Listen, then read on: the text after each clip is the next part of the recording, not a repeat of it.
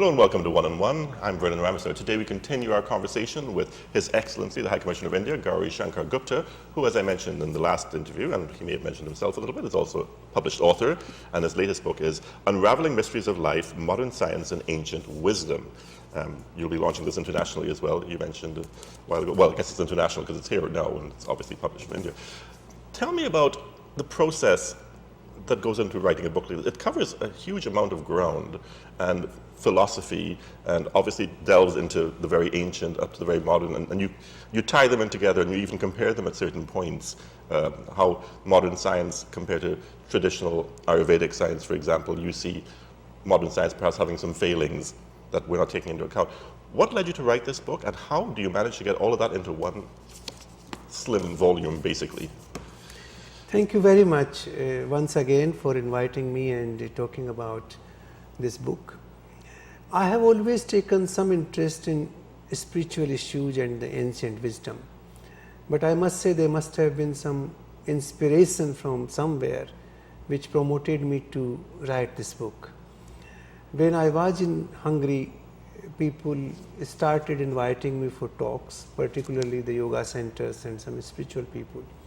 And when they found my talks very fascinating, I decided that why not I write a book on these issues. So I did much more research.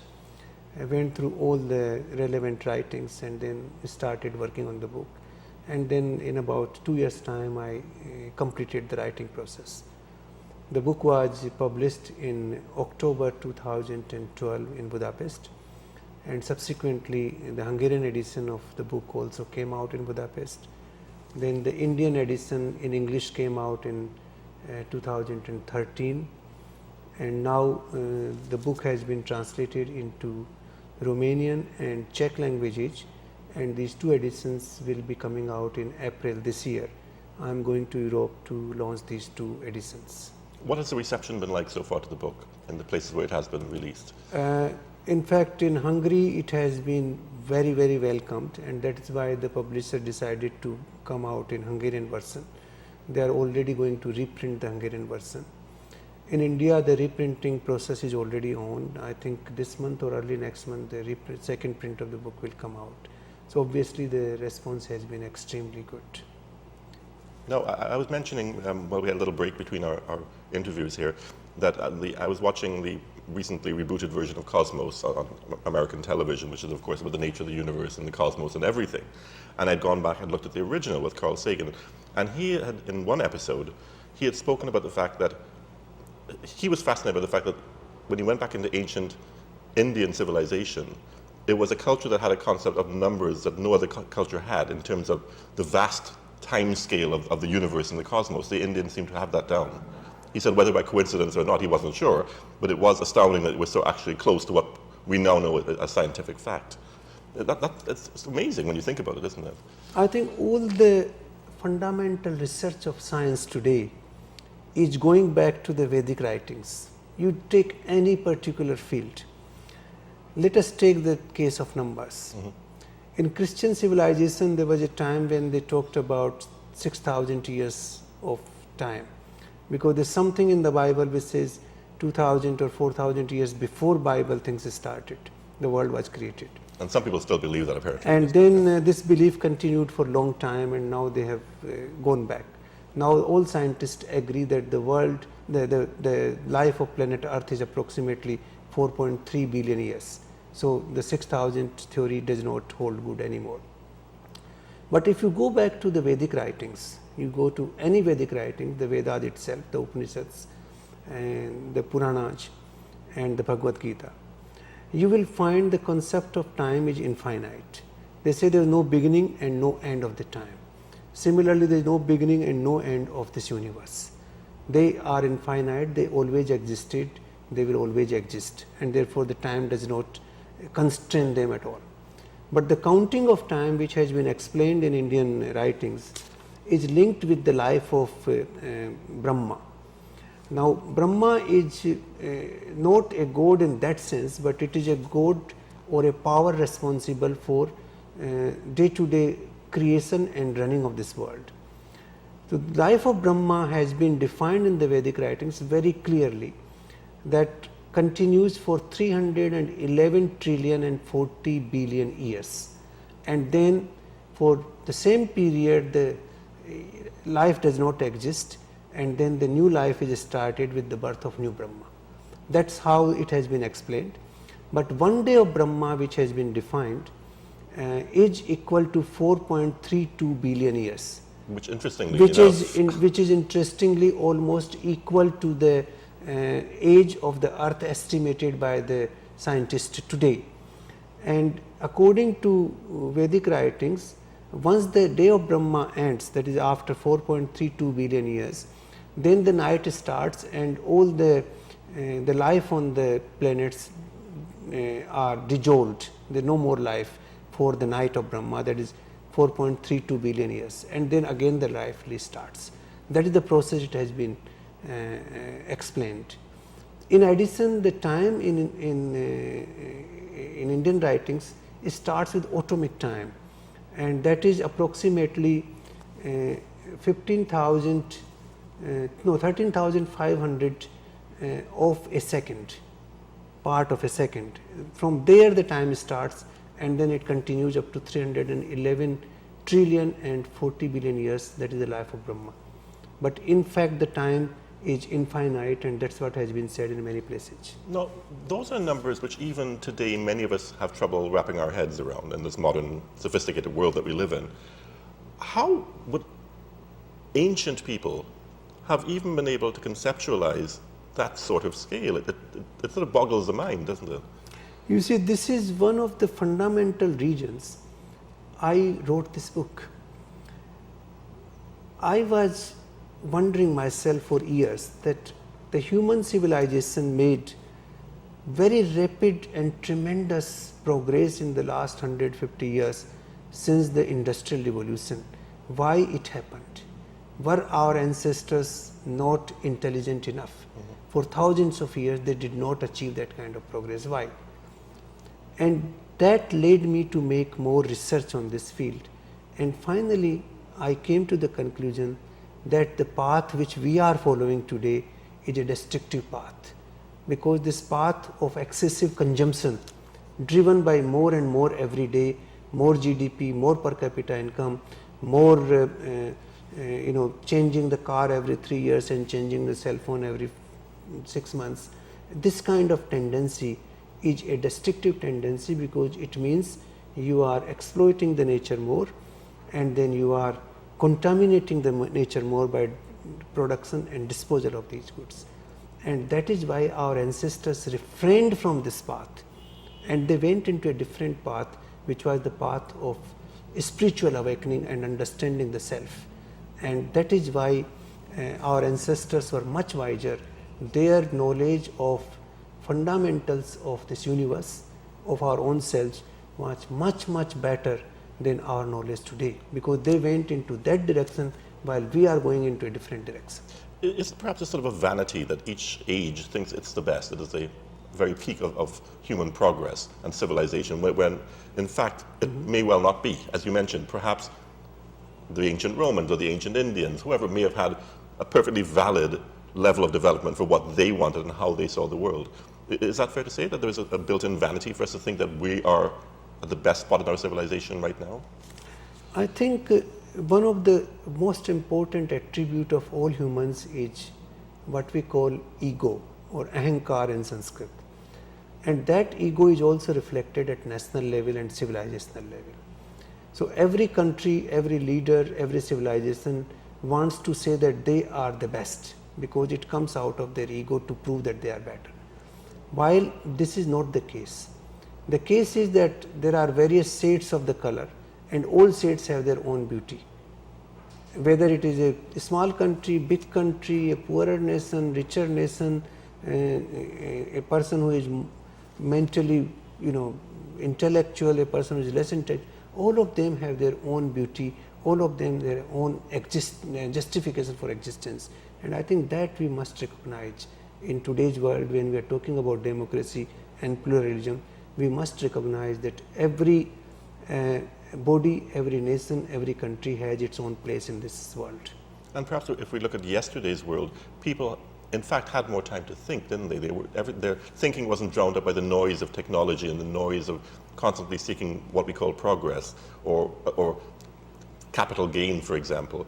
These are our big distractions in our everyday lives. Back 3,000 years ago, 4,000, 6,000, 7,000 years ago, people could have sat around, looked at the universe, looked at themselves, and wondered what the connection was.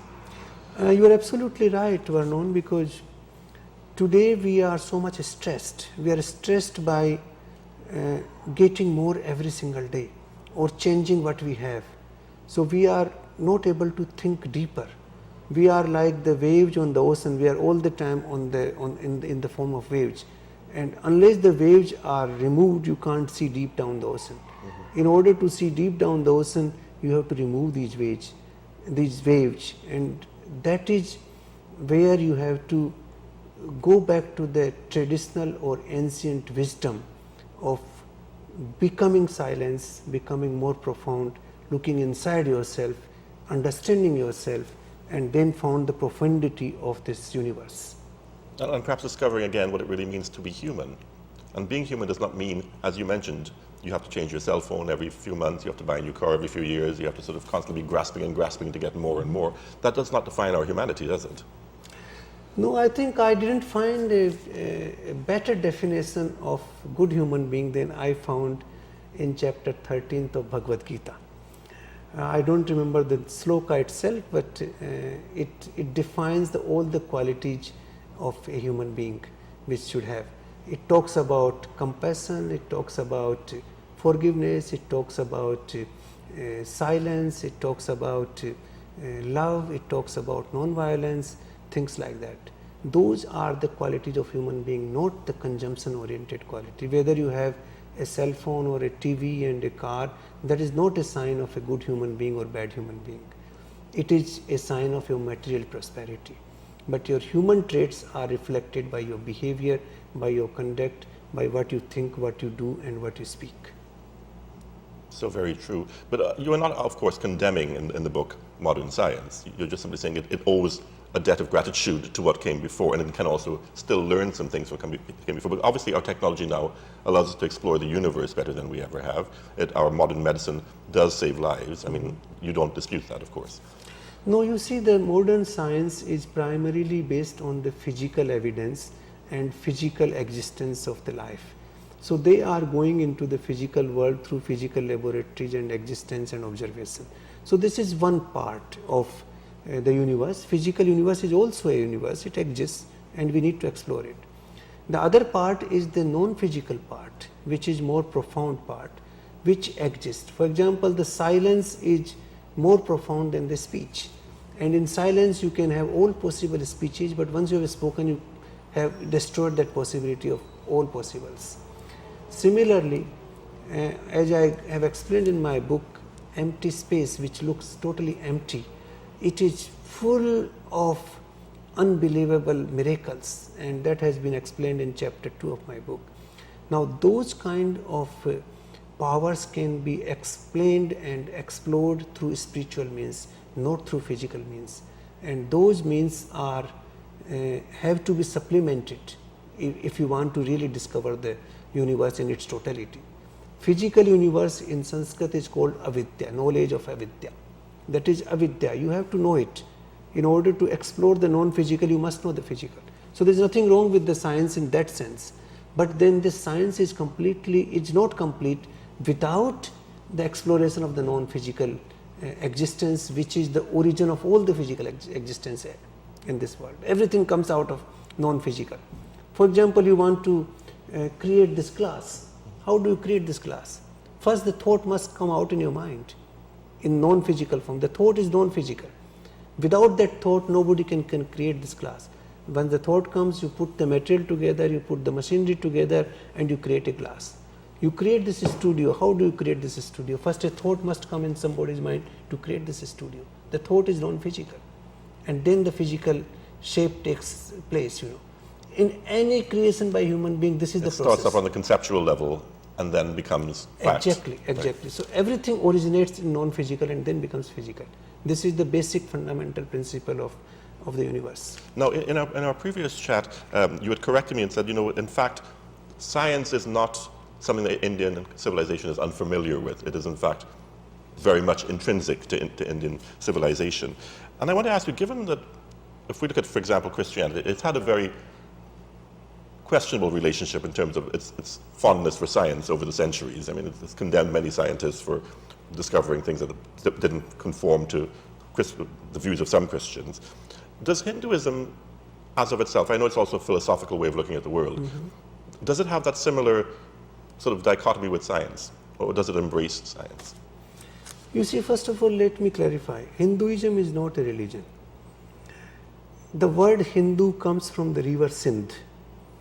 Sindh is a river which is between India and Pakistan right now. The civilization which developed on the part of river Sindh was called Sindhi, but then some people could not pronounce it, and it became Hind and Hindu. So the word Hindu comes from the river. The nation's name Hindustan comes from the same. Stan is the Sanskrit word for place. So the place where Hindus live. So Hindu has nothing to do with religion. It's the place where this civilization lived. Now this civilization is based on the Vedic writings. So it is basically, we can call it a Vedic civilization. Now Vedic civilization, in fact, today in this world, all the modern science can nowhere compete with the science contained in the Vedic writings. And I am ready to challenge it on any fundamental issue to the modern science on this. They can talk about human physiology, they can talk about the time which we just spoke, we can talk about the origin of this universe, we can talk about quantum physics, things like that. We can talk about death, we can talk about mission of life, we can talk about neurological system of the human being, we can talk about the origin of languages, we can talk about the numericals, or we can talk any other subject. I think the knowledge in Vedic writings is far more profound than we have in the form of modern science today. So it's not that I'm saying that modern science is not relevant. Modern science is relevant, but the Vedic science are far more relevant. I think there should be a marriage of the two to and get the enlightened knowledge for the humanity as a whole. But I suppose the difference is that modern science is based on the fact that it can be quantified, things can be tested, things can be challenged, and then we can put forward something as a fact or as close to a fact as we can determine. Can you do the same thing with Vedic principles? The question is, what is fact? It is a very amorphous assessment. You put a painting in front of 10 people, you ask their opinion, everybody will have a different opinion. What is the fact? Well, the fact is it's still a painting. Yeah, that much. Yeah. So that much is a fact, but not the details of the painting. You go to a mountain range, 10 of you, ask 10 people to describe what they found it, there were 10 different descriptions, maybe 12 different descriptions. You see, the facts which you assess and in the physical world are based on your perception. Your perception is based on your sense organs. Now sense organs, for example, what you see, what you hear, what you taste, what you smell, these are the organs which enable you to make an assessment of a particular object. These sense organs are not perfect. These sense organs have tremendous limitations. For example, what you can see sitting next to me, if I am 100 yards away from you, you can't even recognize me. Who am I? Even distance matters. With distance, all the vision changes. With darkness, all the vision changes. With fog, all the vision changes. There are many natural and man-made factors which change your perception. If you are angry, you will look at a thing differently. If you are in a pleasant mood, you look at a thing differently. But whether we perceive it or not, if you break down a molecule of oxygen of water, you get hydrogen and oxygen. I mean, that's not perception, that's fact, isn't it? At an elemental level, there's certain physical things that are absolutely true. There are certain facts which you can call true, but not necessarily. Because today you think oxygen and hydrogen exist. After 20 years, you will find some new research telling you that no, not two, but there are 5 gases which exist. This has happened in case of atomic energy. There was a time when atom was considered the smallest part of a particle. Then now they say that no, atom has three, that is electron, proton and neutron. And after some years, there's something else will come. The scientific theories, if you look at them, they have been constantly changing. You go to the history of science in the last 100 years alone, you find there is no theory which has sustained itself even for 100 years. You forget about next 1000 years. All of them will undergo a constant change because these are based on partial understanding of things. The human senses are giving us a partial view of the things, not a complete view of the things. So it is not wrong, but it is partial. While the knowledge contained in Veda is a holistic, total knowledge, and that is where the things are different. But can we in our current world build a civilization around Vedic teachings? Is that possible? I think the cycle not will by force, come of course, back. but if people the chose to do it. cycle will come back. The nature will itself come back to itself. You see, what happens is that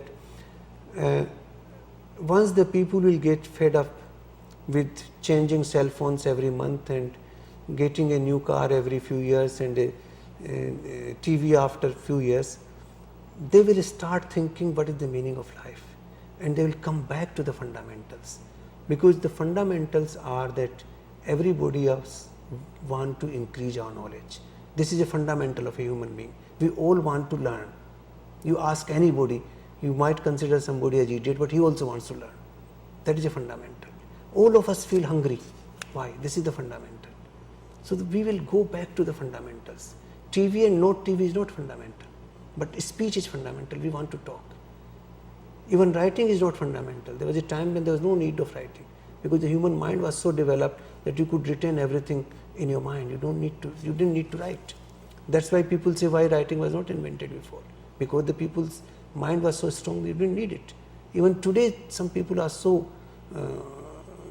have so great mind that you don't need to write anything. Everything is graphically written in their brain. I guess the advantage of writing, as you as an author would know, is that it can be information passed on to future generations. Exactly. So the writing was invented at a time when it became necessary that people may forget things. Right. But there was a time when this possibility was not there. So things will evolve, things will change. Everything in this universe is cyclical. They change. I think that the cycle of high consumption has to come to an end, and then ultimately we will go back to the fundamentals of life. I guess the big question is, as you mentioned, like, what are we? Why are we here? What is our place in the universe? Those questions really are difficult to answer with pure science alone, aren't they? Because they're philosophical questions that require introspection. No, these are not philosophical questions. These are questions of a science of deep profundity, a science which is far deeper than what we understand. For example, let me give you one simple example of the human body. Now, modern science has analyzed the human body, various organs. We know how the organs function, whether it is digestive system or it's a neurological system or some other systems. Each part is partially known how this, and they try to treat you based on that knowledge. Now that knowledge is partially true, as I told you, because it is based on the sense perception, which is partial. If you go deeper, you will find that there are different layers of the human constitution. The first layer is the body, which is a miraculous body, of course. But then there is a layer, these miraculous body which can create inanimate food into animate body parts. This is the body which, when it needs energy, it makes you feel hungry. When it needs water, it makes you feel thirsty. When it needs to evacuate, it tells you when to go. It's such an intelligent body. But this body is not most powerful. It is the least powerful of the entire human constitution. It is controlled by your senses, 5 senses of action and 5 senses of perception. This miraculous body, if somebody doesn't have proper sight, doesn't have proper hearing, he cannot speak properly, this body is more like a vegetable. The small senses control this body. But senses are not that powerful either. The senses are controlled by your mind. You are listening to me now because your mind is with you, not because of ears. The mind and ear has to combine to listen to me. If somebody only has ears and no mind, mind is somewhere else, he will not listen to me. So it is the combination of the mind. Mind controls each one of your senses. The mind which sees, the mind which hears, mind which tastes. And mind is what? It doesn't exist in physical form. Can you catch mind? Can you see mind? Can you analyze mind with your senses? So as you go higher up, more powerful it becomes, the more subtle it becomes in existence. And it goes beyond perception of your senses. There are many more layers of the human constitution. I am not going into that right away. But what my point is that as the existence becomes more powerful, it becomes more subtle. And that is the fundamental principle of creation. We must understand that. Well, Your Excellency, I get the feeling we could talk about this for another couple of hours, but we don't have that kind of luxury right now. Okay. And I'm sure I'll have you on again soon, and sooner rather than later. And just to mention to people again, if they want to learn more about your fascinating beliefs there and theories, Unraveling Mysteries of Life, Modern Science and Ancient Wisdom, I guess is it obtainable, I guess via the internet, I guess? Metro shop here. Oh, as well, these bookstores here? They have some copies. Oh, they have a few copies, so run and grab it while you can. Okay, Your Excellency, thank you so much for being here. It's been an honor having you on the program, and I thank you so much for taking the time to come in. Thank you very much, Vernon. It was such a pleasure meeting you and discussing some of these fundamental issues of life. The pleasure I hope was to see you again. entirely mutual, Your Excellency. Thank you. Thank you. You've been watching One-on-One. Join us again tomorrow for another edition.